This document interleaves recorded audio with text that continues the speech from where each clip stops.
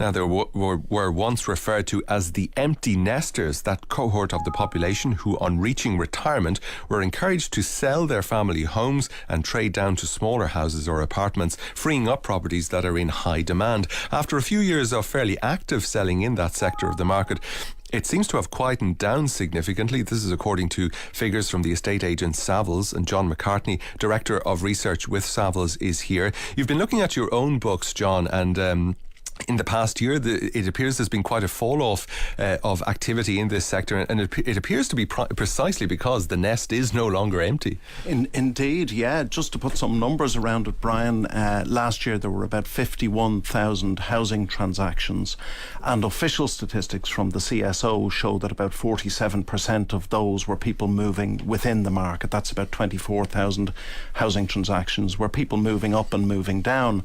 Unfortunately, the official figures don't allow us to look beyond that and go into the composition of who's moving up and who's moving down. So as you say, we looked into Savills' own sales statistics, and only about 1/3 of those movers are people downsizing in the market.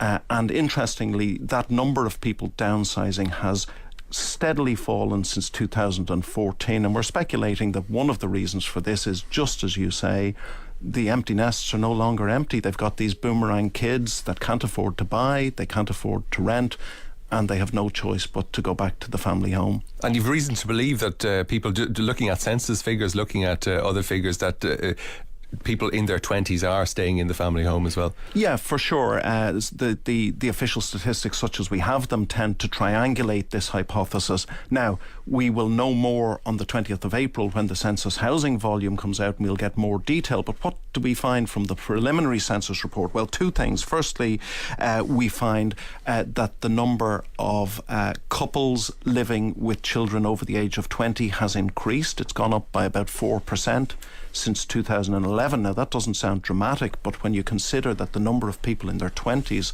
has fallen by 87,000 between 2011 and 2016, I think it is quite significant, and it does suggest that these adult children are staying at home longer.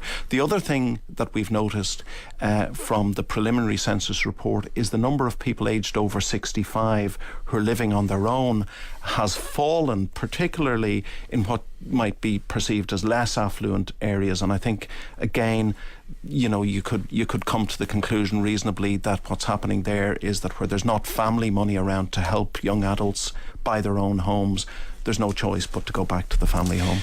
Is it also the case here that there's just not sufficient properties for people to trade down to, or certainly of sufficient quality that they might want to trade down to?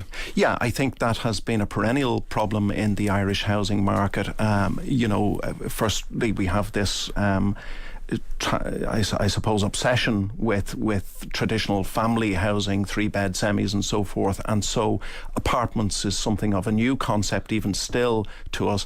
And I suppose the apartment stock that we did construct when we started building apartments was entirely unsuitable for people that were moving from a large family home. They weren't big enough to get your furniture into, they weren't well specified, they were just not of a quality that would entice people voluntarily out of their family homes. You've also been crunching numbers on the cold hard cash and what can be made from trading down, and what have you come up with there? Yeah, it's interesting. Looking at our own sales, the average person who is trading down and selling up to trade down is getting a price of about 812,000 for the property that they're selling. So these are big family homes that are being traded. When they buy back into the market, the average price they're paying is 467,000. So there's a gap of about 350,000 euro there of potential windfall gains for people who want to trade down. The problem is, however, that in a rising market, if you sell your expensive asset, your valuable asset of 800,000 to buy a property that's maybe worth half of that, you're halving the capital gain that you're likely to get. John McCartney of Savills, thank you very much indeed for that. Currencies, finally, the euro this morning is at just over $1.06.5 and around 85 pence sterling.